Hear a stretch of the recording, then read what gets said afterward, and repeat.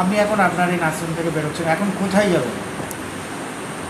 বেশ কিছু জায়গায় আমাদের এজেন্টকে বসতে দিচ্ছে না, বাধা দিচ্ছে, ঢুকতে দিচ্ছে না, জড়ো করে আছে, সেই জায়গায় ক্যানিং পূর্বে বেরোচ্ছে।